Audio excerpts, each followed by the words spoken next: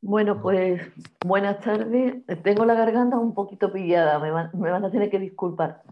Acabo de meter una pastilla para ver si no se me bloquea la voz y puedo hablar.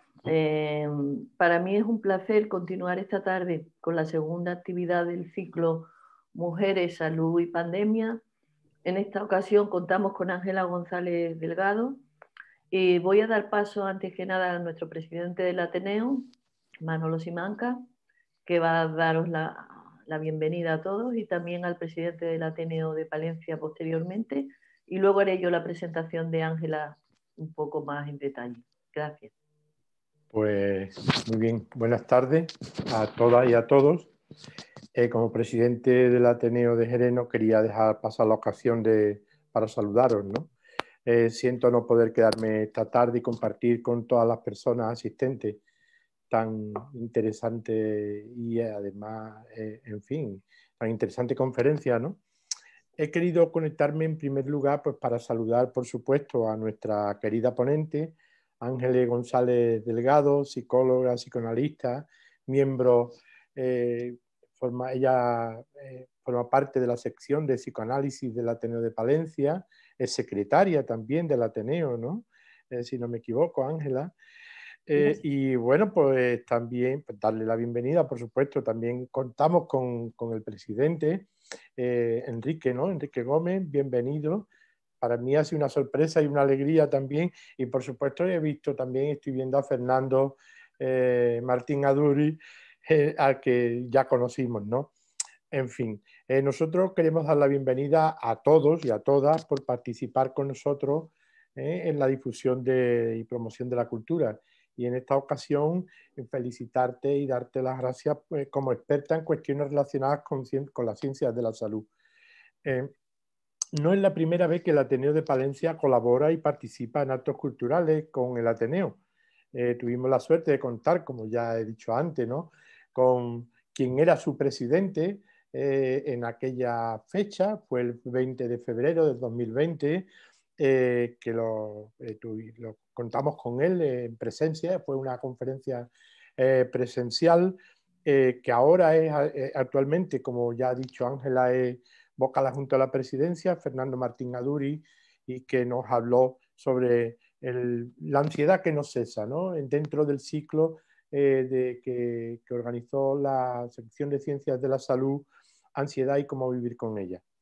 Entonces, bueno, pues esto es una conferencia precisamente relacionada con la pandemia, concretamente enmarcada esta vez dentro del ciclo Mujer, Salud y Pandemia, organizada por nuestra sección de Ciencias de la Salud, que lidera o que organiza o que es el coordinador, nuestro querido amigo Ramón Robledano, que lo tenemos aquí también.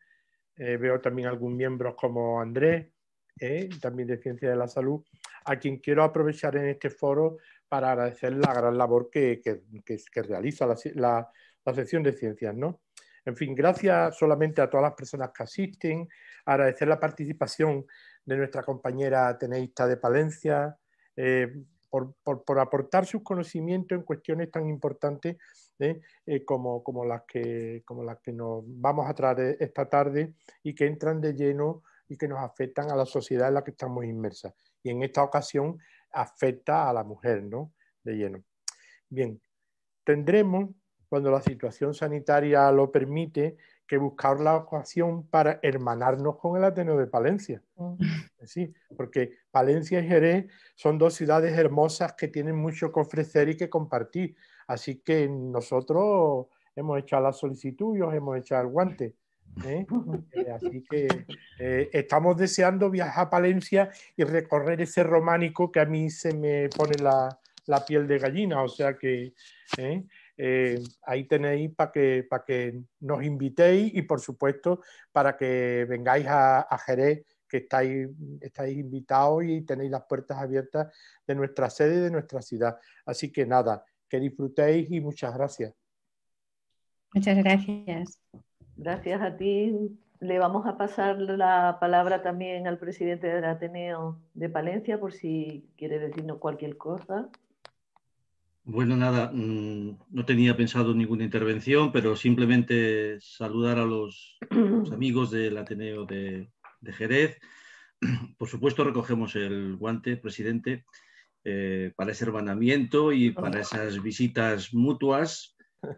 Desde luego, en cuanto podamos viajar, bueno, estamos a vuestra disposición.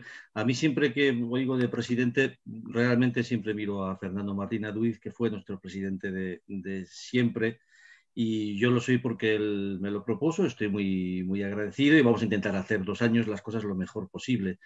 Y yo creo que tenéis una buena representante del Ateneo de Valencia, muy buena representante, Ángela González Delgado, ¿no? No solamente es responsable de secretaría y está en la junta directiva, sino que es la directora de la sección de psicoanálisis, una sección muy, muy activa, la más activa del Ateneo de Palencia, una de las más activas, y también es la directora de la sección de literatura, o sea que directora por parte doble. Y seguro que hoy va a dar una charla fantástica. A Ángela la conocemos, sabemos de su saber y de su buena forma de tratar estos asuntos, y además con un título que yo creo que es precioso, ¿no? Ataduras silenciosas, da mucho, muchísimo, muchísimo de sí. Y sobre todo amiga. Así que nada, saludaros, no extenderme más. Enhorabuena por la elección, presidente, para esta charla, y estamos encantados de colaborar, de participar con vosotros esta y las veces que haga falta. Ya estamos hermanados. Muy bien, muchas gracias. Pues bien, sintiéndonos hermanos ya, y comparto también con el presidente del Ateneo que Ángela, sobre todo, es una muy buena amiga y, por supuesto, todo lo demás que ya se ha dicho de ella, ¿no? Y bueno, con un particular recorrido en su formación, ¿no? Se diplomó en Relaciones Laborales, inició su andadura como profesional emprendedora en el ámbito del tiempo libre y de la juventud, dirigiendo una empresa con la que organizó durante muchos años campamentos y actividades de tiempo libre, y por ahí han pasado muchas generaciones de niños y de jóvenes de nuestro país, ¿no? De esa experiencia luego pues, se fue encaminando al mundo de la psicología y de allí también al mundo del psicoanálisis.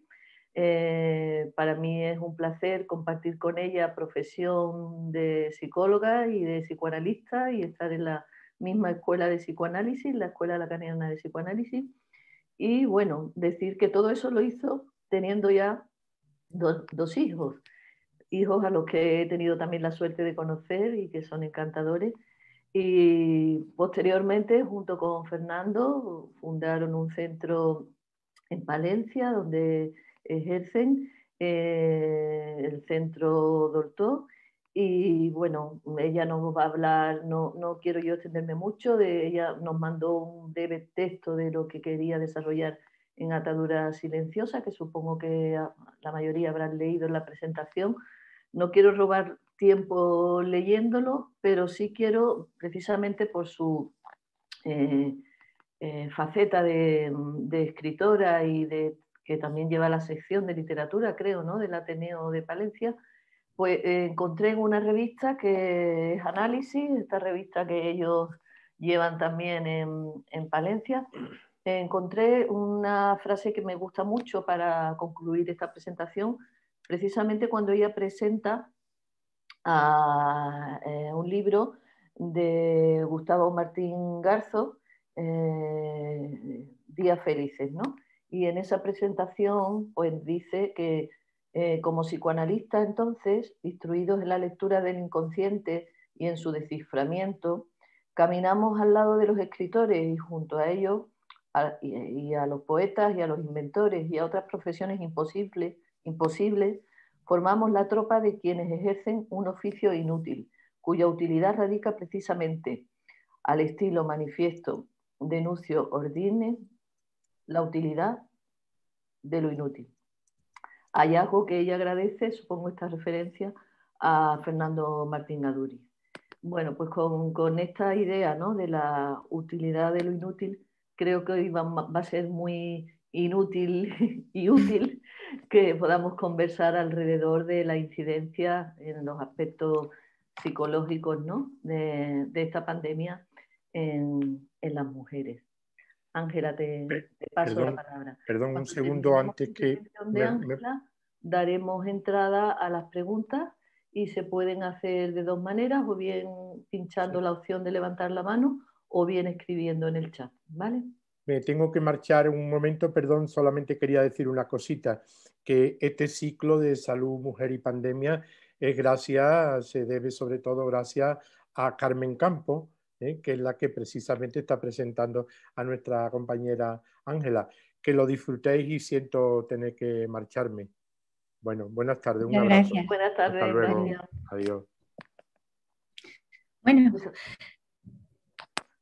Carmen, muchas gracias por tu cariñosa presentación y por ese deseo decidido que hace que hoy estemos aquí dos ateneos para hablar de mujeres, salud y pandemia. Voy a ser breve y porque me interesa mucho la conversación que podamos tener después y empiezo sin más dilación. De las cárceles que es más costoso escapar, se sabe que aquellas que tienen las puertas abiertas son las que más cuesta salir. Etienne de Lavoisier lo llamó servidumbre voluntaria, para defender la idea de que toda servidumbre lo es y procede únicamente del consentimiento de aquellos sobre quienes se ejerce el poder, aludiendo al enunciado de Séneca en ese maravilloso ensayo que se llama Sobre la brevedad de la vida, el ocio y la felicidad, lectura que recomiendo vivamente. Muchas mujeres han dado cuenta de este fenómeno que abarca diferentes facetas de sus vidas, como cuando han estado encerradas en un matrimonio del que pudiendo salir nunca lo hicieron, o del trabajo, como le sucediera a Clara Campoamor, otro lugar del que es difícil salir. Esto constituye una repetición en la vida de muchas mujeres. Goce, cual un acontecimiento del cuerpo que se manifiesta como constante, dañino, duradero e inútil. Algo que viene de lo real, que llamamos síntoma, metáfora de malestares latentes, que insiste para el sujeto bajo una fórmula de recreación de lo más ingrato. Un síntoma, efecto del lenguaje y que por tanto puede leerse, puede escribirse y a causa de ello también es algo de lo que podemos desprendernos. Pueden proceder las mujeres al bien decir, a sabiendas de que no se puede decir todo, tomando en cuenta que es mejor no comprender, sino transitar de un modo más amable, más humano por los avatares de la vida. En general, es complicado huir del propio goce, de las cadenas irreductibles que nos atan a eso, que no es placer sino infierno. El goce es eso que no sirve para nada, como señaló Jacques Lacan, y que sin embargo dirige y comanda la vida de las personas. Aquellos que transitan por los senderos de un psicoanálisis suelen quedar advertidos de ese su goce inconsciente que ha determinado sus elecciones en la vida y cuya reducción abre las más limpias posibilidades de una vida más vivible y menos esclava. Es el goce entonces una ligadura silenciosa. La ligadura no es la elección de pareja, no lo es el trabajo, el dinero, el sexo, el juego, un hijo o la soledad. Todas ellas son figuras que dan forma a ese nuestro auténtico partener esencial, nuestro partener de goce, cuya atadura silenciosa impide soltarnos, separarnos. Se trata entonces de producir algo del orden del apartarse, algo que produzca una reducción, que haga nacer un silencio diferente, que introduzca al modo de la vasija de Heidegger un menos para poder llenarlo de algo nuevo, sea posible. Tenemos una posibilidad cierta si operamos primero, produciendo un vacío allí donde no hay sino completud. El 14 de mayo de este año, dentro de unos días, el Ateneo de Madrid, constituido en 1820, celebrará sus 200 años de existencia. Un importante aniversario, sin duda. Bajo la influencia de esta primera institución se fueron extendiendo por España numerosos ateneos, cuyo lazo común se articulaba en torno a la libertad de palabra y a la constante conversación entre sus socios. Así, en 1876 se funda el Ateneo de Palencia, con la intención de agitar la vida intelectual de la ciudad. En 1897 nacerá también, para la difusión de la cultura, el Ateneo de Jerez, modelo de reunión Hoy nos encontramos, a la vez en ambos ateneos, en el de Palencia y en el de Jerez, un modelo de reunión impensable hace un año, cuando estuve en el Ateneo de Jerez, como bien recordaba el presidente, en la conferencia que dio Fernando, y en ese lugar yo quedé impresionada de esa sala a rebosar y de ese interés por la cultura. Hoy, este estupendo modelo vanguardista que ha llegado con la pandemia es una realidad que espero que no se vaya nunca y se fortalezcan las ataduras entre los ateneos de toda España. Las mujeres ganaremos visibilidad. De hecho, pese a haber trabajado mucho para la consolidación del de Palencia, pese a haber participado en una mesa redonda en el Ateneo de Madrid hablando de mujeres y consentimiento, nunca di una conferencia en solitario en un Ateneo hasta hoy, merced a Zoom, a Carmen Campos, quien con su deseo decidido y el de sus compañeros ateneístas han hecho posible este encuentro. Me encuentro muy a gusto formando parte de la serie invisible de esas mujeres ateneístas, también presas de la novedad que rompía las ataduras silenciosas de su época. Los ateneos, aun a pesar del rígido marco sociopolítico de la época en la que fueron viendo la luz y no pocas vicisitudes, fueron otorgando lentamente la condición de socia y el uso de la palabra a las mujeres de la época, que de ese modo obtuvieron un reconocimiento necesario, ese que aún no habían conseguido en el ámbito de los derechos y libertades sociales. Una ateneísta muy especial fue Clara Campoamor. Pues bien, su atadura silenciosa es paralela a su propia vida. Clara Campoamor muere a los 2 años de vida. La historia está contada en un libro del que escribí el epílogo y que verá la luz desde la andaluza editorial Miguel Gómez, cuya autoría es de mi compañero y colega Fernando Martín Aduriz y que se va a titular ¿Por qué se escribe? Ella nace llamándose Carmen Eulalia Campoamor, pero al morir su hermana Clara, los padres, seguramente para tramitar su pena, deciden cambiarle el nombre a Carmen y pasan a llamarla Clara. Este detalle, esta atadura silenciosa, determinará su vida, según Aduriz, pues toda su vida hubo de trabajar el doble. Con su apellido, Campoamor, nuestros apellidos, sin que lo sepamos, hacen un trabajo de atadura silenciosa en cada uno de nosotros. Escribe del amor y otras pasiones. Clara Carmen, por llamarla así, conseguirá el voto para las mujeres, las muertas y las que aún no habían nacido. Y hubo de oponerse para conseguir este hito histórico a otras mujeres ateneístas, como la abogada Victoria Kent, pues pensaba, Victoria Kent, que permitir el voto femenino daría el poder a las derechas. El esfuerzo de Campoamor fue ejemplar y extenuante, como el de tantas y tantas mujeres silenciosas que nos rodean. Ella misma lo dijo así: mi vida puede expresarse con una sola palabra: trabajo. Esto mismo podríamos decir de muchas de nuestras madres. La mía, Ciri, dedicó toda su vida a servir a su familia y ayudar silenciosamente a los demás con una bondad ejemplar. Otra ateneísta muy especial fue María Zambrano, la autora de Claros del Bosque. Opinaba que no todo puede ser dicho.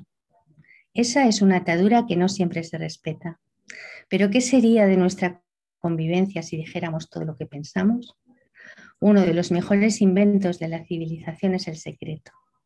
El sociólogo Simmel decía que el secreto era una de las grandes conquistas de la humanidad. Y Michel Foucault argumentaba que podría ser más difícil destapar el secreto que el inconsciente. Me he dejado enseñar como psicoanalista que al comenzar a escuchar el relato de la vida de una mujer, nos espera un discurso repleto de cajones secretos que tendré que ir abriendo paso a paso si no queremos que queden cerrados para siempre. Por ello, María Zambrano, la poeta del vacío, la intelectual de inteligencia portentosa, decía que hay cosas que no pueden decirse. Esto que no puede decirse es lo que se tiene que escribir. Ocurre que sabemos también con Rousseau que se puede escribir para esconderse. Estamos en medio de una pandemia que encerrará mucho de nuestro secreto vivir.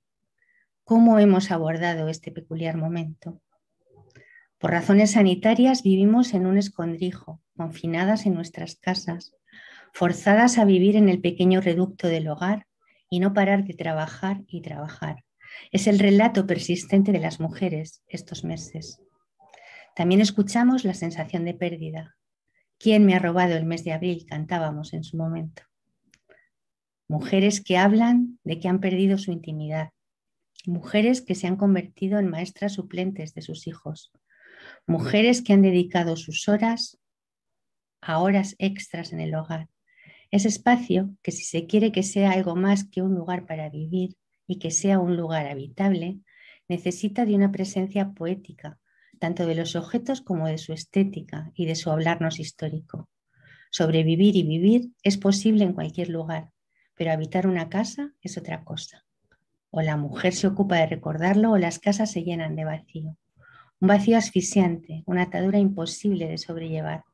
Falta el aire, y si se busca una solución en el campo, en el jardín, en la naturaleza, es porque no se ha podido usar de la magia de la poesía en el mínimo reducto, y eso por muy pequeño que sea el dar. Mujeres que han atendido y cuidado a los mayores como siempre hicieran, y que también han pasado en algunos casos por el horror de no poder asistir y acompañar en la muerte a sus seres más cercanos que murieron solos.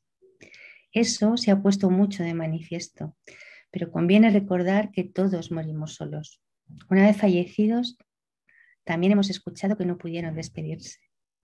Ocurre que esa asignatura, la despedida, es una asignatura difícil de aprobar, puesto que no existe la fórmula universal para despedirse de un ser querido. Falta la serenidad y sobra la emoción. Pero deberíamos poder poner palabras y conversar en los momentos finales, unos y otros. Y aceptar también que asumir nuestra existencia mortal supone darse por despedidos en el vivir cotidiano, saber que la buena despedida es el obrar limpio de cada jornada.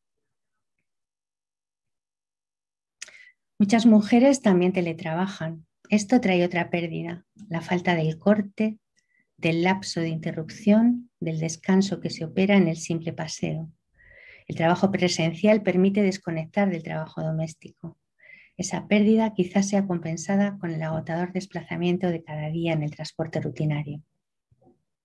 Otras mujeres han acudido cada día a realizar su trabajo en condiciones extremas, como las mujeres sanitarias. Recordemos que 7 de cada 10 sanitarios son mujeres. Todas aquellas que trabajan en actividades esenciales han pasado por el horror de llegar a sus hogares extenuadas, con temor de abrazar a sus hijos hasta no poder hacerlo en condiciones seguras, temiendo llevar lo peor a sus hogares. Miedo.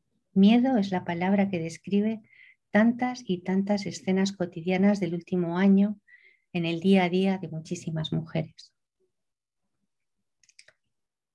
También aquellas que han pasado este tiempo en absoluta soledad, aisladas, y que han tenido que poner a prueba sus recursos simbólicos para poder aprender a vivir de otro modo, para no enloquecer, según su decir. El maltrato a las mujeres no cesa. Las cifras abrumadoras indican un aumento significativo de la violencia en el ámbito de la familia a mujeres y niñas, una violación flagrante de los derechos humanos que no deja de crecer y que provoca un sufrimiento silencioso que no cesa, que no da respiro, que en ocasiones se torna inefable. La salud de las mujeres también se ha visto gravemente afectada por la pandemia de la COVID-19, un real que se impuso para todos, comanda nuestros días, limita nuestras libertades, inquieta, angustia, se torna plomizo e insoportable. Ya sabemos de los retrasos significativos en diagnóstico y control de algunas enfermedades graves en las que la planificación y prevención simplemente se esfumaron en su momento.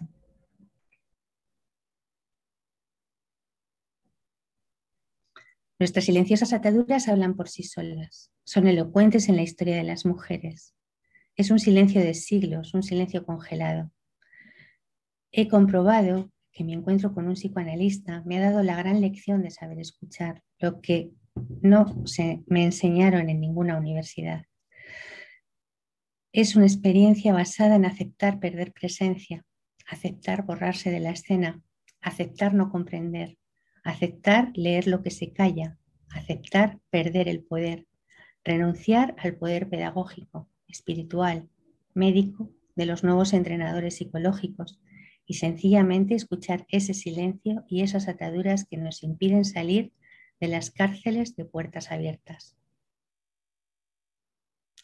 El goce es una confortable cárcel, aparentemente. Además, no es dialéctico el goce, lo sabemos. Jacques Lacan lo describe constantemente como permanente, estancado, inerte. Es una atadura invisible y silenciosa, algo pegado a nuestro lado. El goce no da placer, como sabemos muy bien quienes escuchamos a adictos. Produce hartazgo. ¿Y qué decir del goce en dejarse maltratar, en consentir ser maltratada? ¿Resta cárcel al maltratador? Por supuesto que no. Pero no resuelve la pregunta de por qué tantas y tantas mujeres se atan a un hombre maltratador. Escucho a mujeres sorprendidas de sí mismas, cuando pasan de la queja a la interrogación. Esa atadura silenciosa no es cierta que se mantenga en el tiempo debido a causas económicas o de otro cariz, puesto que tenemos el ejemplo de numerosas mujeres que, pese a todo, han logrado desasirse de hombres maltratadores. A veces ese silencio es estruendoso, elocuente, sonoro, un silencio que habla por sí solo en el rostro, en la no sonrisa, en la amargura de la vida. Quiero traerles en este momento un recorte del testimonio de una joven mujer sanitaria y ateneísta. Lo expuso en el Ateneo de Palencia en octubre pasado. Su texto lo nombró en primera línea. He recortado un párrafo. Dice así: y un miedo y silencio a la par. Jamás podré olvidar la mirada perdida de esos pacientes, su soledad, la espera a los resultados de unas pruebas que les iban a confirmar lo que ellos ya sabían, pero no podían ni imaginar. Ese pasillo construido en horas, frío, largo, que comunicaba nuestro lugar de trabajo con el ascensor que los llevaría a una habitación de una planta en el mejor de los casos. Saludar a una abuelita que esperaba mientras nos daban sus datos. Sonreírle, decirle qué ojos más bonitos tiene, porque los tenía, contestarte gracias y fallecer. Sacar pacientes muertos de las ambulancias porque no les daba tiempo a llegar al hospital, no llegaban. Vivir esto cada día, llegar a casa y que tus hijos vayan a recibirte corriendo, con una alegría, pero se paran en seco porque saben que antes de darnos besos me tengo que duchar y lavar la ropa con la que voy y vengo del hospital. Como bien comprendió mi marido, son como dos mundos, el de la vida alegre y el que transcurre al otro lado del espejo, el de una ciudad con un barrio rico y otro barrio tremendamente pobre, igualmente reales los dos. Este era el texto de Irene, el tono de este texto que nos hizo llorar en ese momento y comprender lo que las mujeres sanitarias estaban viviendo en primera línea. El texto completo está en la web del Ateneo de Palencia junto con los testimonios de los otros sanitarios que intervinieron en este simposio. Para finalizar, del mismo modo que los ateneos dieron la palabra a las mujeres, también a finales del siglo XIX, Sigmund Freud nos dio otro tipo de palabra. Permitió a las mujeres, muchas de ellas asoladas en ese momento por una epidemia de comprensión de sus malestares, hay una particular relación entonces entre grito y silencio cuando de mujeres se trata. Sabemos, gracias a Freud, que aquello que se reprime en silencio retorna en el cuerpo en forma de síntoma sonoro, parlanchín y molesto. Él lo supo ver y gracias a él hoy yo he podido hablarles en estos dos ateneos juntos, merced a la inteligencia de estas plataformas de nueva comunicación. Este Zoom que nos ha permitido sobrellevar la dureza de la vida durante la pandemia. A veces puede resultar incomprensible que se hable mal de estas herramientas tecnológicas, cuando es un invento del ser que habla tan extraordinario como lo ha sido el teléfono inteligente, para sobrellevar la dureza de la vida en estas situaciones de crisis. Las soluciones que las mujeres hemos ido encontrando son tan originales y una por una como los síntomas que las convocan. Me gusta cómo lo nombra Anne Carson y con esto voy a finalizar. Anne Carson es una mujer escritora y poeta. Me gusta mucho cómo dice esto que les quiero transmitir. Dice así: mi actitud es que, por muy dura que sea la vida, Lo que importa es hacer algo interesante con ella. Y esto tiene mucho que ver con el mundo físico, con mirar las cosas, la nieve y la luz y el olor de la puerta y todo aquello que constituye a cada instante tu existencia fenoménica. Qué gran consuelo saber que estas cosas persisten en su ser y que puedes pensar sobre ellas y hacer algo con ellas en la página. Muchas gracias. Gracias, Ángela. Creo que no se nos escuchan las palmas porque estamos silenciados, pero... Agradece muchísimo. Sí. Muchas gracias. Muchas gracias. Bueno, pues lo dicho antes, si hay alguien que se ha animado, quiere decir algo. Ángela planteó que no quería dar una conferencia extensa, sino introducirnos una temática para que pudiéramos conversar.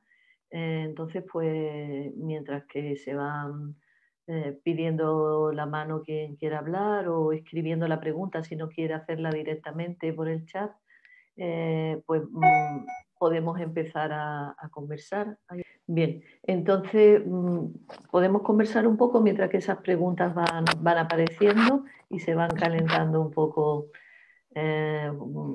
digamos, las ideas de quien quiera estructurar algo, ¿no? Bueno, acabas con Freud, Ángela, ¿no? Y también con esta autora, con ese párrafo tan bello que has extraído, ¿no? Pero es muy interesante también que retomemos esta idea de Freud, ¿no? Y de cómo surge el psicoanálisis a partir del sufrimiento de las mujeres que ya estaba en la época de Freud, ¿no? En el malestar y en el silencio de determinadas mujeres que no lo expresaban sino con el cuerpo, ¿no? Como has dicho, ¿no? Ese síntoma parlanchín, ¿no? El cuerpo de la mujer. Yo creo que se está viendo también en este tiempo de pandemia, ¿no? Esa sobrecarga de la que hablabas, ¿no? De distintas formas. Bueno, aparecen muchas mujeres que se quejan de esa sensación insoportable de no poder dar más, ¿no? De agotamiento, de agotamiento. En la anterior actividad que hicimos, que fue conversar varias mujeres de distintos ámbitos, había una madre de familia y pintora autodidacta, madre de cuatro hijos, ¿no? Y ella lo decía, dice, he llegado a odiar ser madre, ¿no? No por lo que implica de tener un hijo, ni porque yo no quiera a mis hijos, sino por lo que implica de hasta dónde tengo que dar, ¿no? En este tiempo de pandemia, de todos los hijos allí y, bueno, sobre todo en el periodo del confinamiento duro, ¿no? Del año pasado, esos meses, ¿no? Sí. Lo decía de esa manera, ¿no? Y nos impactó mucho, ¿no? Que se abriera de esa forma tan generosa y lo contara así. Realmente ese dar sin límites, ¿no? De la mujer, que podría estar muy cercano a lo que tú has ido expresando como el goce, ¿no?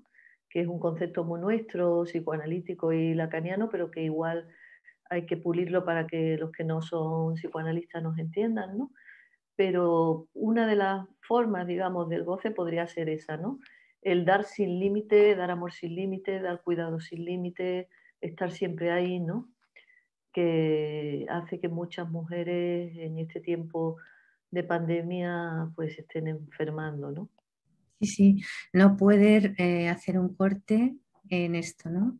Sí. Más trabajo y ese continuo como una cinta que no para y que ha ido suponiendo momentos de horror, como esto que cuentas de esta mujer, lo escuchamos en muchísimas madres que de pronto se vieron siendo profes, entrenadoras, teniendo que manejar programas para hacer trabajos virtuales con sus hijos, una serie de cosas que, que desdibujaban un poco los roles y que de pronto era todo para todo.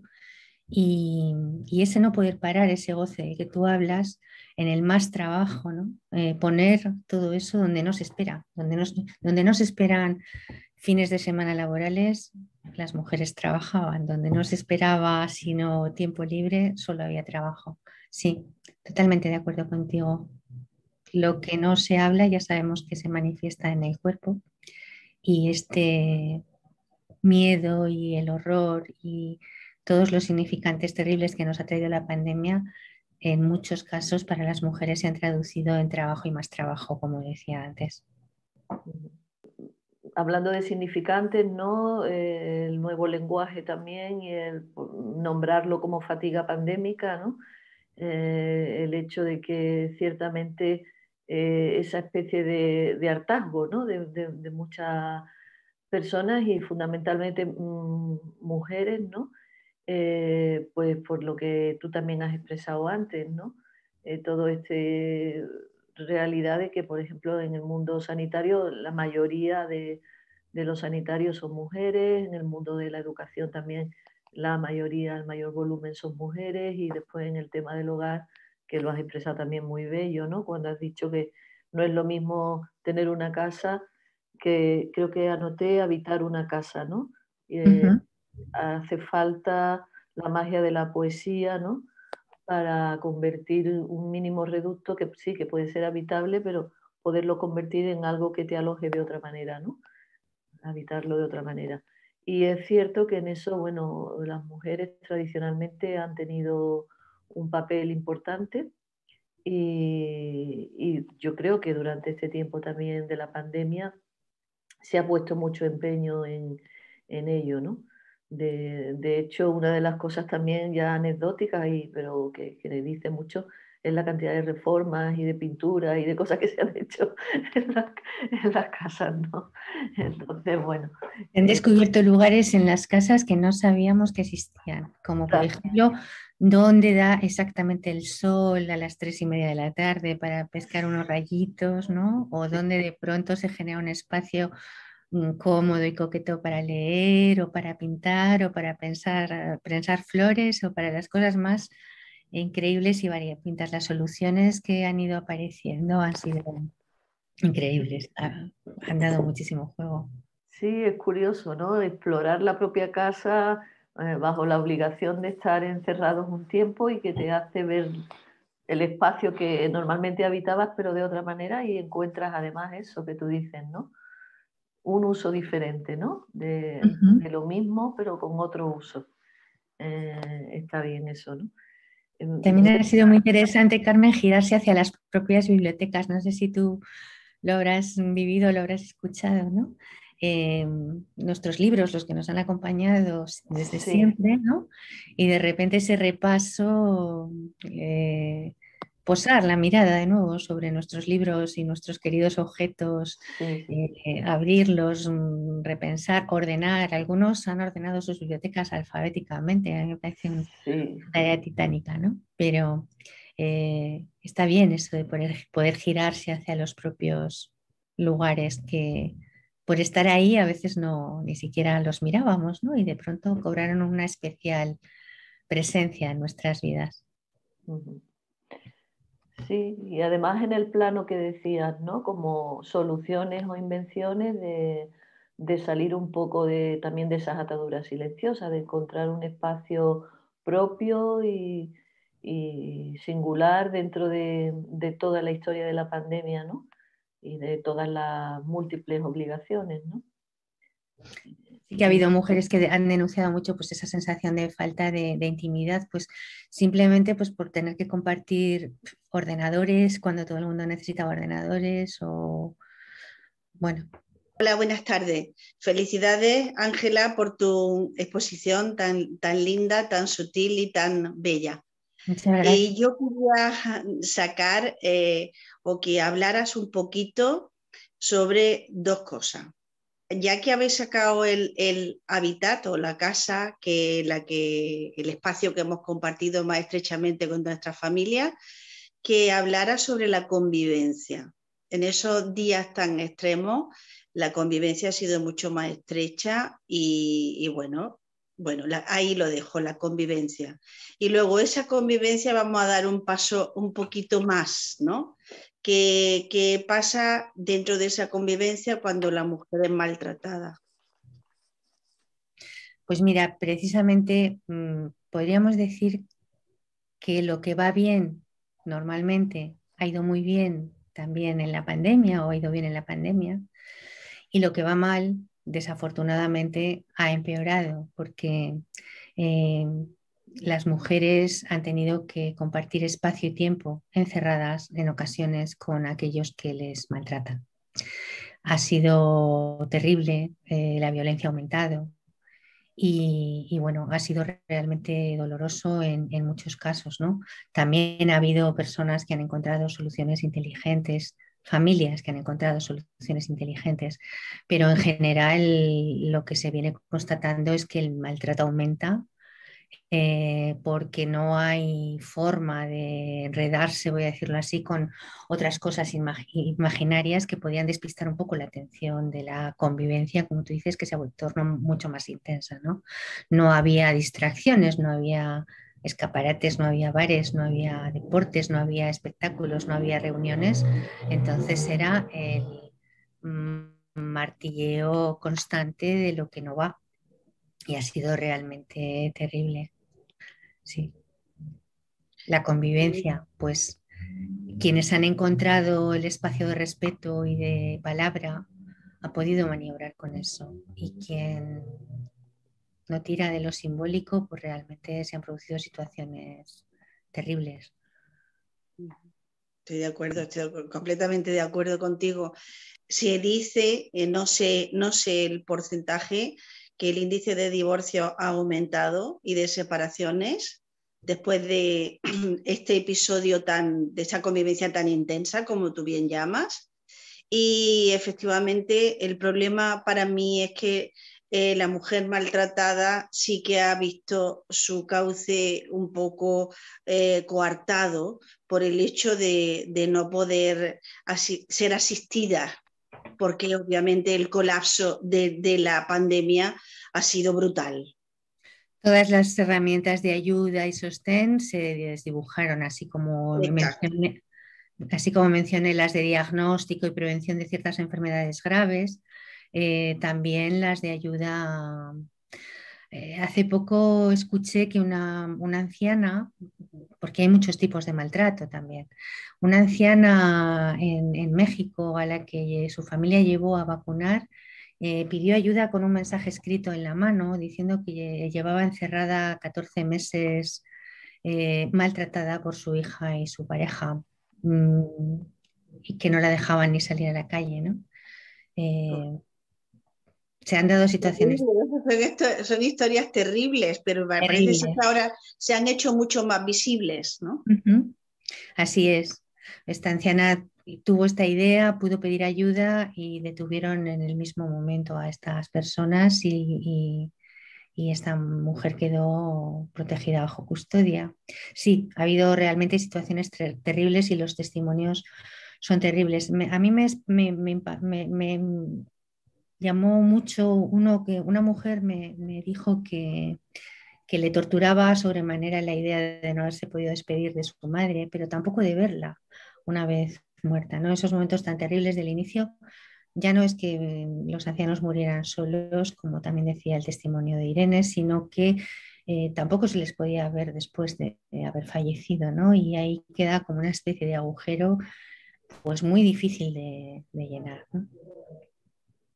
Gracias, Ángela. Gracias a ti por tu pregunta. Muy interesante.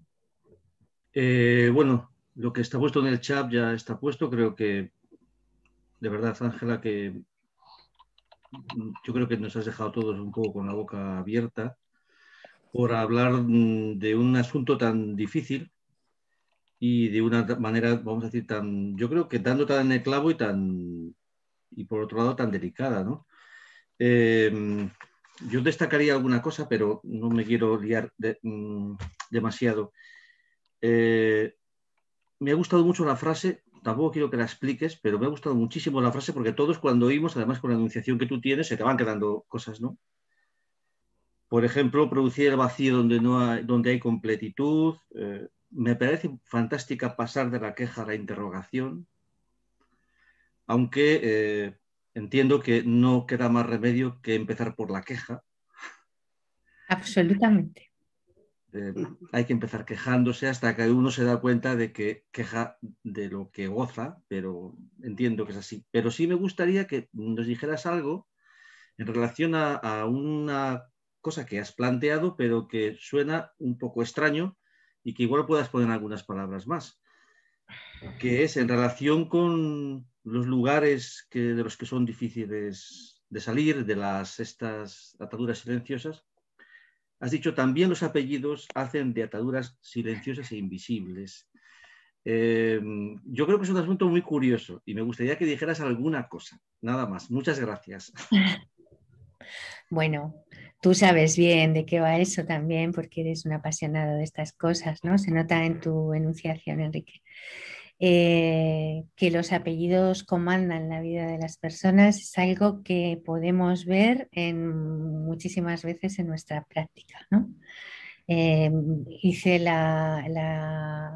nombre Clara Campoamor, que escribe este texto sobre el amor, que lleva su apellido, pero es verdad que siendo como es una cuestión de la que no nos percatamos, ¿no? Lo comenta, pero no solo en relación a nuestros propios apellidos, sino también en relación a los otros y en relación a cómo nos relacionamos. Te contaré una en relación a mi apellido, si te parece, una de mi práctica, ¿no?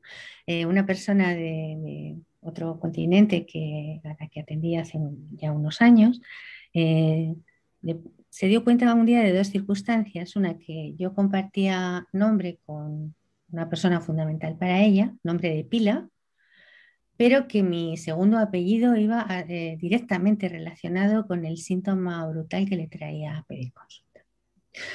En ese momento, el nombre y los apellidos del analista que esta persona eligió, determinaron la elección. ¿Qué te parece? O sea, que no solo los propios, que sí, por supuesto, sino también los de otros a los que podemos dirigirnos. Bueno, digamos, termino con esto, digamos que es el poder del significante, ¿no? Sí, ya sabes que, bueno, en la sabiduría popular está lo de que las palabras curan, que las palabras matan. Freud decía que no hay nada tan bondadoso, tan terapéutico como un puñado de palabras bondadosas. Sabemos todos esas palabras que nos dijeron y que no podremos olvidar nunca, para bien y para mal, ¿no? O desde un punto de vista más jocoso de lo que me ha dicho, ¿no? Uy, lo que me ha dicho. Bueno, pues eso. Lo que nos dicen, lo que no nos dicen y lo que no podemos olvidar somos seres atravesados del lenguaje y eso determina nuestro existir, en todo caso. Carmen, ¿qué te ha parecido esto de las ateneístas históricas y sus ataduras? Me ha parecido súper bello, como ya se ha dicho, Ángela, el recorrido que has hecho del texto y tomando la vida de estas mujeres, ¿no? Bueno, hasta la actualidad, digamos, ¿no? Claro, a mí me parece muy interesante que podamos pararnos a pensar esta condición de ateneístas y mujeres, porque hoy alguien puede dirigirse a un ateneo y decir que es ateneísta de una forma absolutamente natural, Sí. pero hubo ese tiempo en el que las mujeres no podían ser ateneístas, mucho menos tomar la palabra. Sí. Tampoco podían votar, etcétera, una serie de cosas. Y en ese sentido los ateneos, me encanta, me apasiona la historia de los ateneos en ese sentido, porque fueron y son instituciones de libertad de palabra, cosa que a los analistas nos apasiona, ¿no?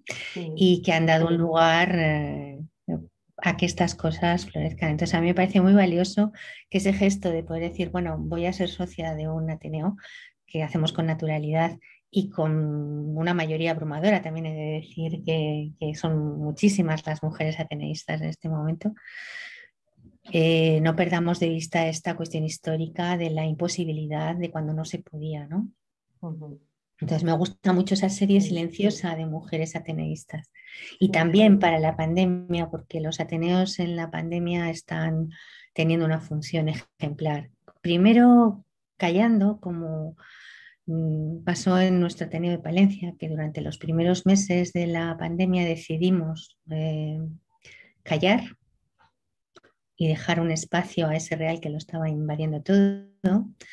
También después de eso, en el mes de octubre, decidimos por las mejores razones tomar la palabra y en eso estamos, y en eso estamos hoy con vosotros en el Ateneo de Jerez.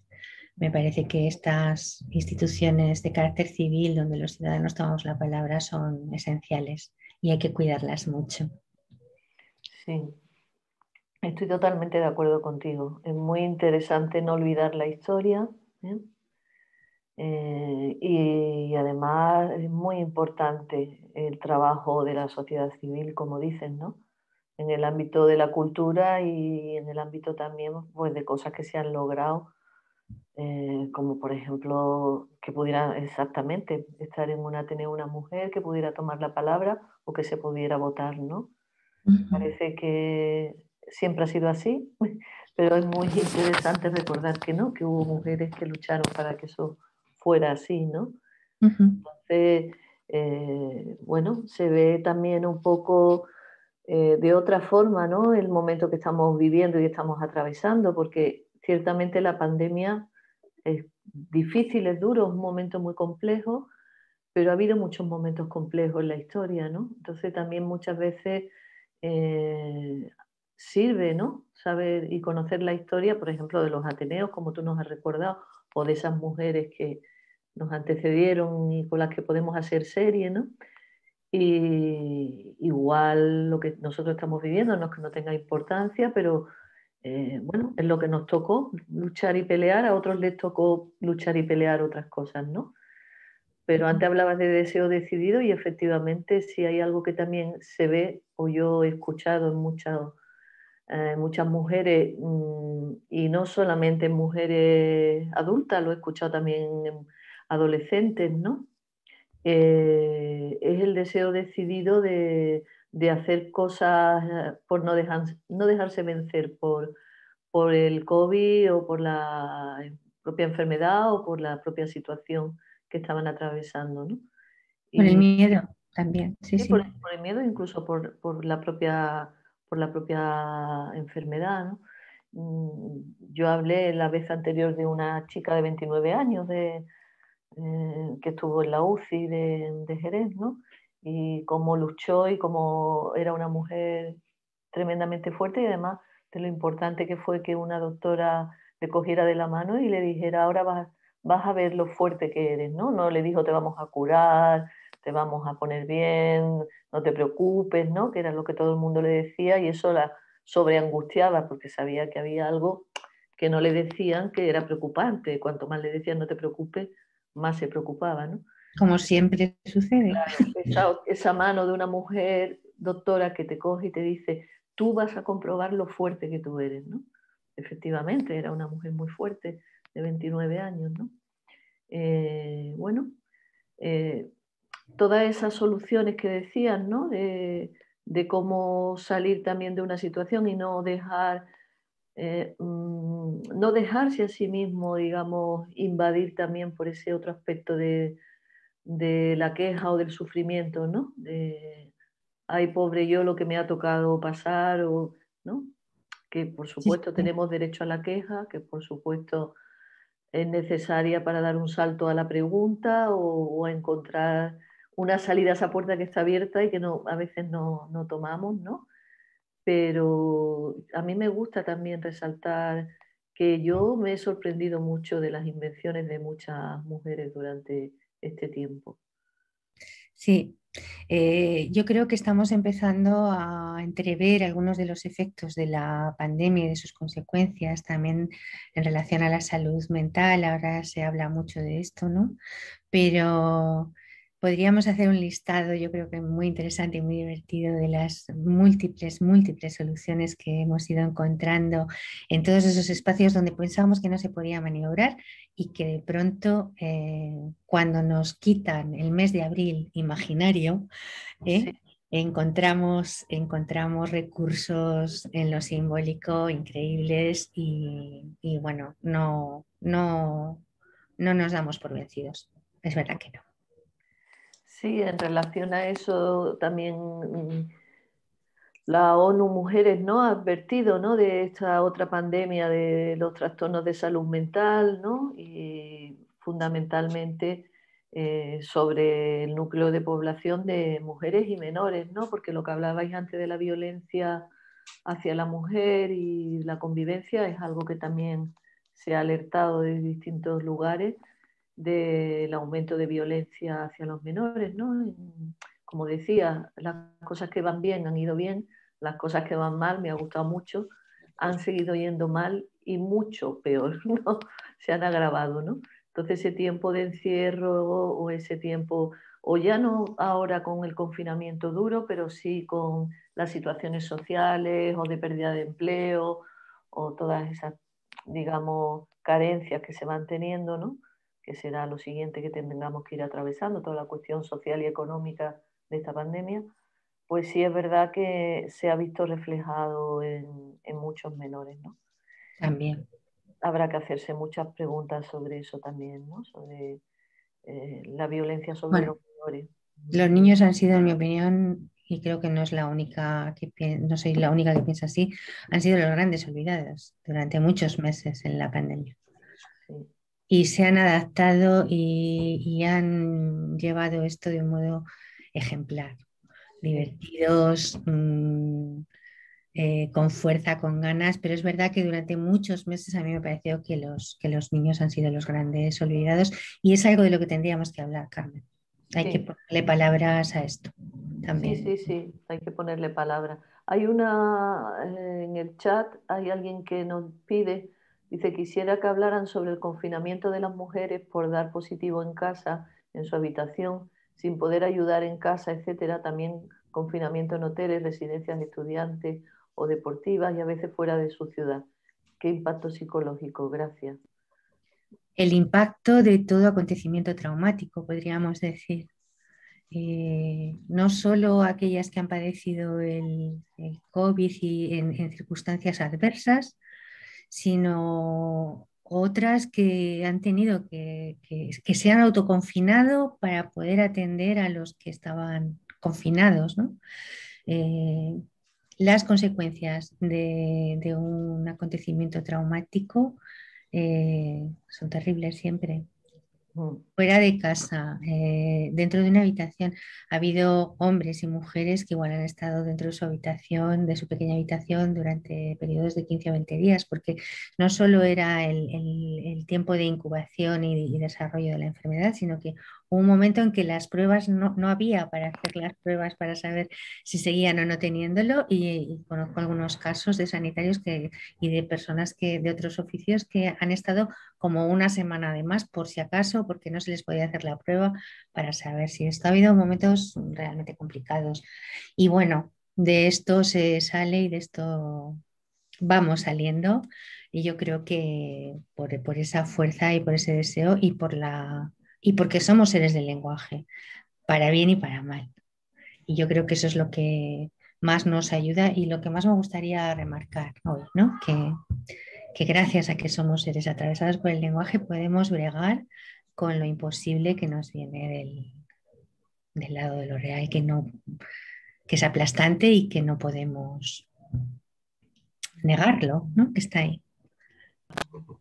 Bueno, pues Ángela, en principio, muchísimas gracias por tu charla, y no solamente por el contenido de la charla, sino por tu voz, que calma y es capaz de transmitir muchas cosas.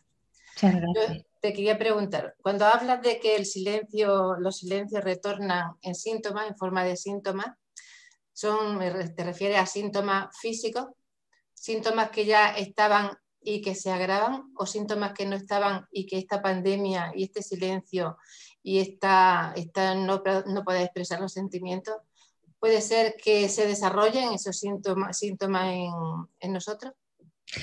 Sí, en mi opinión la pandemia lo que ha hecho es como una especie de distorsión de lo cotidiano, como imagina algo que se estira y se retuerce un poco, que ha sido soportable durante un pequeño tiempo, pero que con el paso de los meses eso se va distorsionando. Y sí, todo lo que no se habla, decimos los analistas, retorna en el cuerpo en forma de síntoma, sí.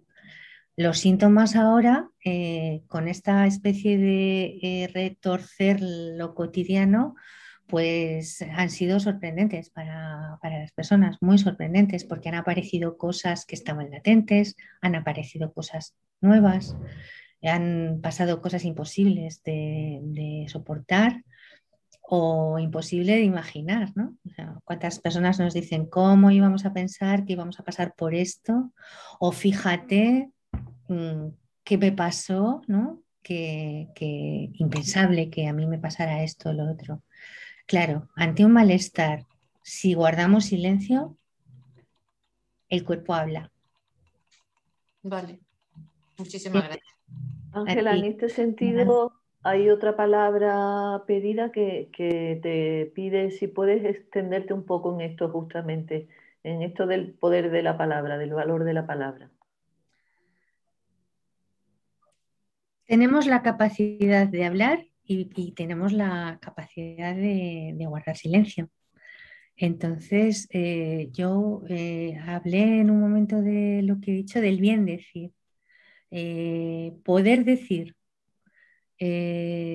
con palabras los malestares de los que nos quejamos o de los que sentimos, digamos que lo transforma todo. Por el mero hecho de hablar de esas cosas que nos pasan y que son insoportables, ya cambia, pero no hay que irse muy lejos. O sea, podemos pensar en ese malestar cuando le relatamos, digamos, que circula y que se hace más soportable.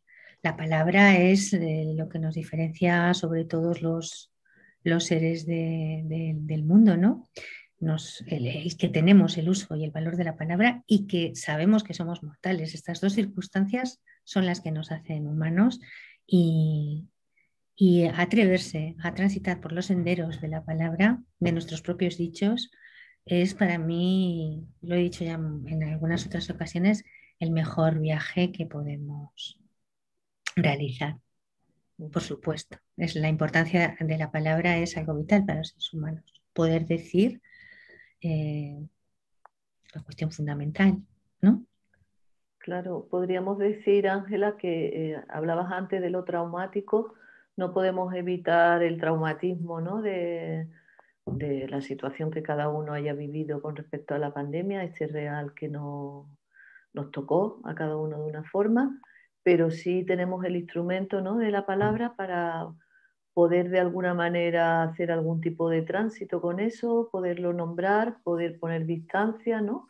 con eso que te tocó vivir. Digamos que es una vía absolutamente humana, ¿no? De humanizar el dolor, ¿no? Eso es. Eh, Hacer con lo insoportable algo más amable y más vivible. Sí. Y eso se consigue con palabras.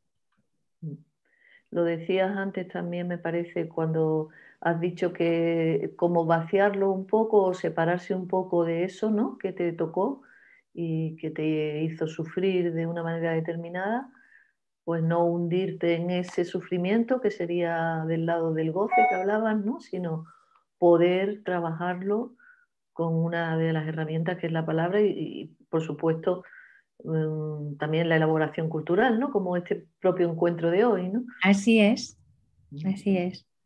Por eso nos sienta también encontrarnos y hablar de estas cosas y de muchas cosas. Es verdad que hablar nos sienta. Sí, sienta bien. No sé si hay alguna otra palabra, hablando de la palabra. ¿Alguien quiere decir algo? Bueno, yo quiero dar las gracias porque todos los comentarios del chat son muy amables. Gracias a todos por la escucha y por estas palabras tan amables que habéis puesto en el chat. Bueno, a mí me sorprendió porque ya el año pasado, el 15 de abril justamente, creo que hoy estamos a 15 de abril, ¿no? Hubo una comunicación ya de la Organización de Naciones Unidas advirtiendo, ¿no? del impacto de la crisis del COVID sobre la salud y la seguridad de las mujeres, ¿no? Así se escribió. hablando de que asumían el mayor coste físico, emocional y el mayor riesgo también de exposición al virus por la cantidad de trabajos que realizaban, ¿no? Esenciales, ¿no? Bueno, y había una propuesta desde la ONU Mujeres donde planteaban 5 acciones a los gobiernos que ya están escritas, ¿no? Desde entonces. Y bueno, una de ellas que me gustó especialmente habla de escuchar a las mujeres, ¿no? Bueno, siguiendo en la línea de las ateneístas que antes has nombrado, pues ONU Mujeres reivindicaba que había que escuchar a las mujeres respecto de las iniciativas de respuesta y de recuperación, porque estamos hablando del momento de la pandemia y las secuelas, digamos, psicológicas, pero no estamos hablando del papel también que las mujeres tendrán que cumplir o deberíamos querer cumplir, ¿no? Querer tomar a nuestro cargo en la recuperación frente a esta crisis, ¿no? Sanitaria, social, económica. Bueno, ONU Mujeres advertía de que la mitad de la población debe tomar decisiones porque así se enriquecerán y se mejorarán seguro los resultados, ¿no? Me parecía interesante porque de esto era hace un año, ya estaban hablando de la recuperación. Y luego los días de abril, que también el día 7 de abril se celebraba el Día Mundial de la Salud, ¿no? 2021, que se celebra todos los años, pues el lema ha sido que había que construir un mundo más justo y más saludable, y nuevamente se hacía hincapié que para que este mundo fuera más justo y más saludable, había que tener en cuenta la salud de las mujeres, ¿no? Que realmente había sido muy afectada por este momento de pandemia global, ¿no? Y se daba un dato ya a nivel de España que, bueno, que sí que es preocupante y también lo quería remarcar, ¿no? Que decían que en nuestro Sistema Nacional de Salud hay una ratio de 6 psicólogos por cada 100.000 habitantes frente a los 18 por cada 100.000 habitantes que hay como media en la Unión Europea, ¿no? Alertándonos de que es preocupante que en estos momentos de necesidades, ¿no? De abordaje psicológico, se han disparado los recursos, digamos, que tienden a medicalizar el conflicto, ¿no? Y excesiva medicación.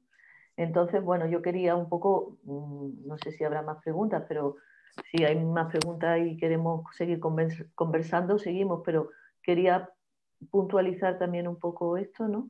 Porque realmente el poder de la palabra nos toca también sostenerlo y demostrarlo, ¿no? Justamente para ir contra esta tendencia que es muy llamativa, ¿no? Porque solo tienes que pasear un poco por la ciudad y ver los escaparates de las farmacias y en todos hay puestos, han salido un montón de cosas nuevas para la ansiedad, para el sueño, para el no sé cuánto, para el no sé qué, ¿no? O sea, realmente hay toda una industria que se ha puesto en marcha alrededor del sufrimiento psíquico de la pandemia y que a veces las respuestas fáciles del fármaco, ¿no? No siendo yo para nada antifármaco, creo que los fármacos, si hay que usarlos, se usan y conviene usarlos bien. Por supuesto. Pero, hay que tener cuidado que el fármaco no obture la solución, ¿no? Exacto. No obture la palabra, sino que facilite la palabra, ¿no? Exacto, esa es la cuestión. No es toma la pastilla y calla, sino habla ayudada por lo que sea necesario. Efectivamente. La pastilla, pero que la química no sea un tapón y ni la solución fácil, ¿no? Que es un poco esto tan contundente de toma la pastilla y calla, ¿no? Están también, estamos en una época atravesada por una pasión por la ignorancia, esto también debemos de señalarlo, un no querer saber. Y entonces una pastilla facilita esta pasión por no quiero saber nada, dame una pastilla y callo, ¿no? Entonces, bueno, son las pasiones del ser. Algunos optamos por la pasión de la palabra y por desplegar todo eso. Hay personas que no quieren saber nada y piden su pastilla de... Aún no se inventó, es la mala noticia, la pastilla de la felicidad, ¿verdad? No existe aún. Si no, sería, bueno, ¿no? Tomas la pastilla y ya está. Aún no. No es para todos seguramente la cuestión de la palabra, pero sí es para valientes y sí es para aquellos que se atrevan a hacer un recorrido, ¿no? Y un querer saber y soportar las cosas que emerjan de tu interior, ¿no? Poder soportar lo que de uno mismo emana no es fácil en ocasiones. No, me llama mucho la atención la expresión al principio de tu charla de servidumbre voluntaria. Me llama mucho la atención porque yo creo que muchas mujeres nos sentimos en uno o varios aspectos de nuestra vida muy identificadas con esta expresión. Y luego, me lo he apuntado, te voy a leer lo que tú has dicho, el método un poco de cortar con una especie de círculo y tú dices apartarse, reducir, producir vacío donde solo hay conflictos. Claro, pero yo te planteo, la servidumbre voluntaria, no sé por qué mecanismos se originan. Bueno, sí se sabe o sabemos, pero no siempre son conscientes, ni siquiera son manejables, creo. Tú sabes más de esto. Y entonces, ¿cómo haces esto de apartarse, reducir, producir vacío? Esa es mi pregunta. ¿Qué mecanismos? No sé si me he explicado. Sí. Pues bueno, como la pregunta se la diriges a una psicoanalista, solo te puedo responder haciendo un tránsito de análisis, no hay otra. Reducir, cambiar estas cosas que son inconscientes, digamos, es pasar, como decía también antes Enrique, nuestro presidente, de la queja a la pregunta. O, dicho de otro modo, ¿qué tienes tú que ver con los desastres de los que te quejas, etcétera? Entonces, pasar de la queja a la pregunta es este camino que hay que hacer. Y hay que hacerlo en los dispositivos de los que disponemos, ¿no?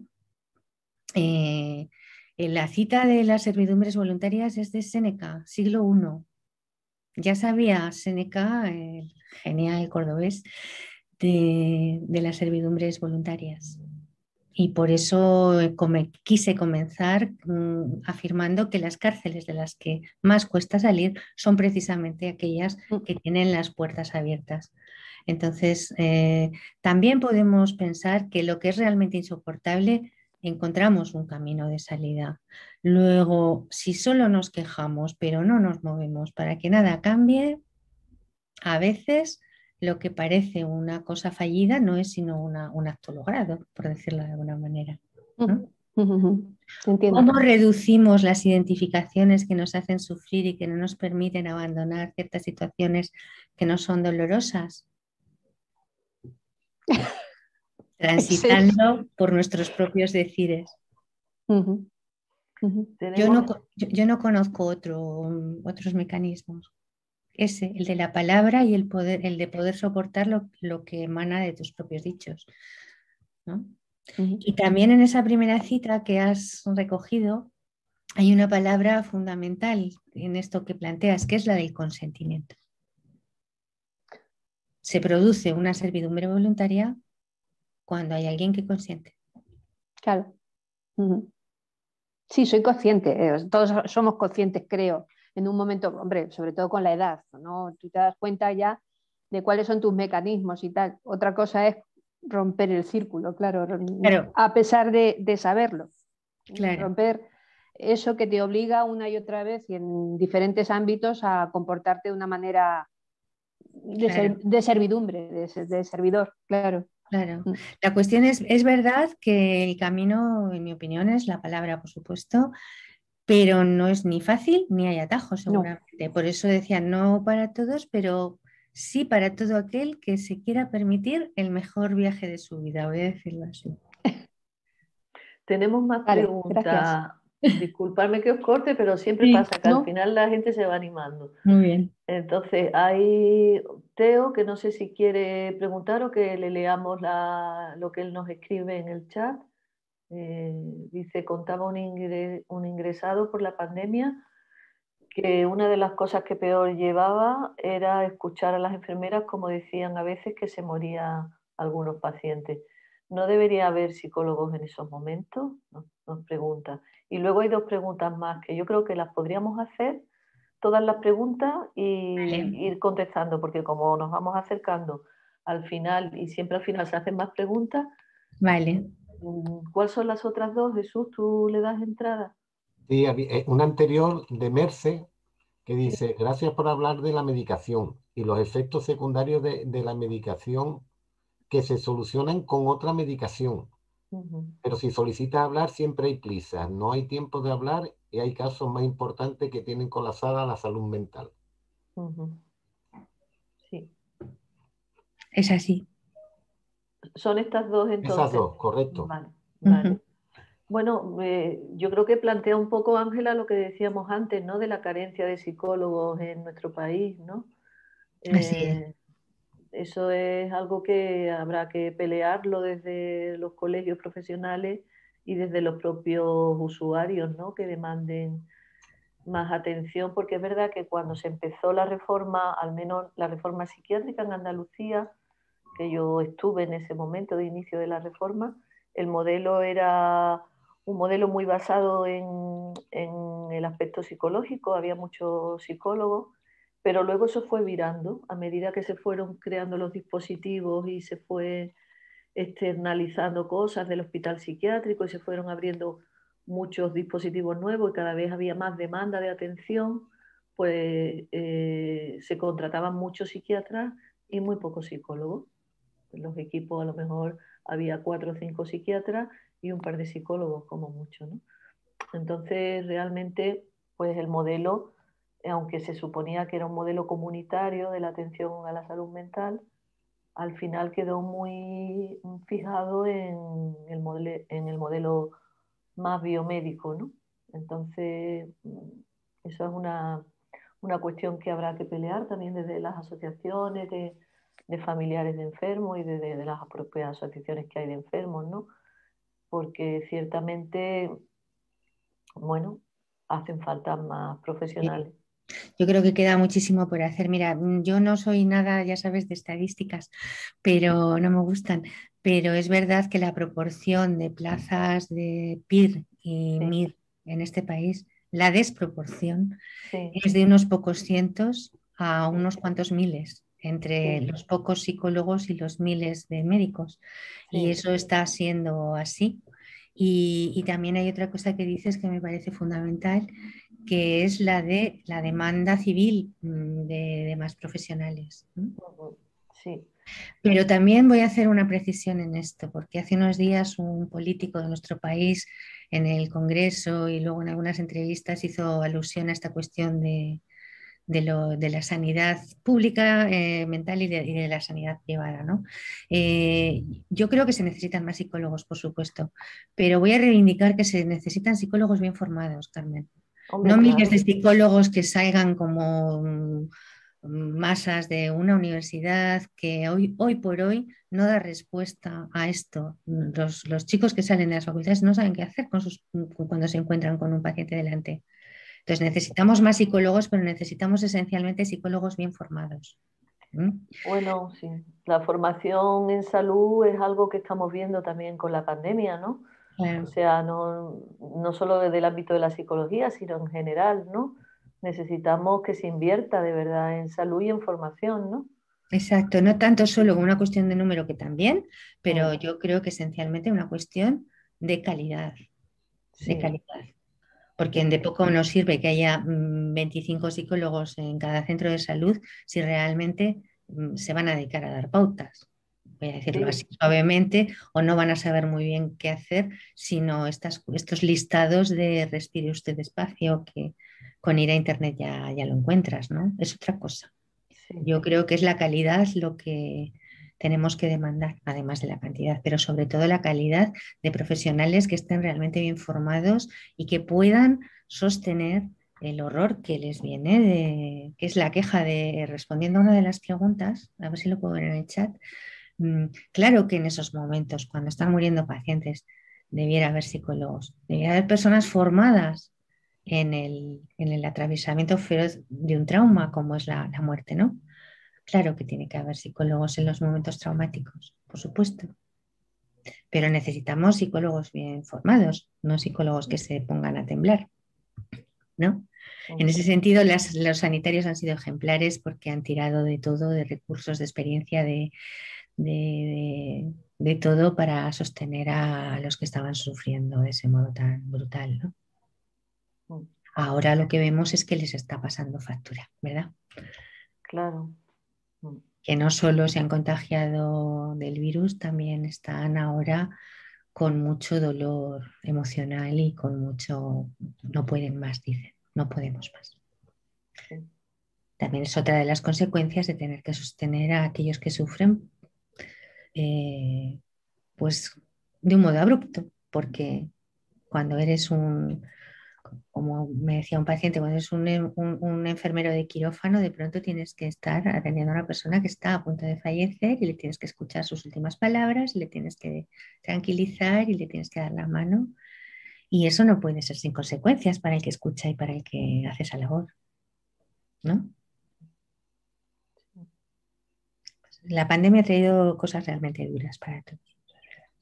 Sí. Vamos a dejarlo aquí. Entonces, Ángela, agradecerte muchísimo que hayas querido estar con nosotros esta tarde. A ti tu propuesta, que me ha parecido muy cariñosa como siempre, muchas gracias. Y a todos los que se han conectado y a todos los compañeros de la sección de Ciencias de la Salud.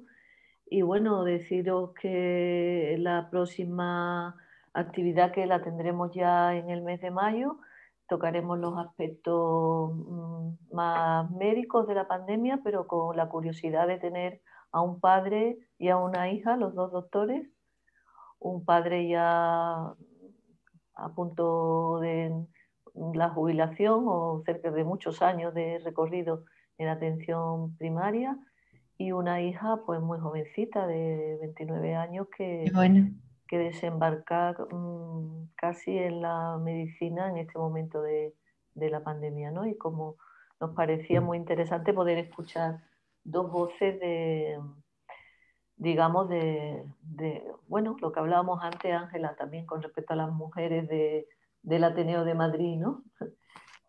Un histórico, ¿no? De cómo lo ha vivido el padre, cómo lo vive la hija o cómo lo está viviendo, y que nos ayuda un poco a reflexionar también sobre la medicina, ¿no?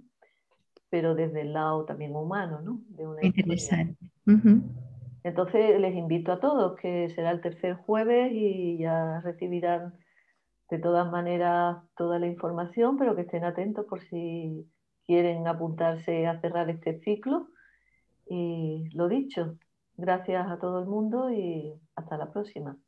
Muchísimas gracias, Carmen, y a todo el Ateneo por vuestra hospitalidad y por vuestra amabilidad. Un abrazo. Un abrazo.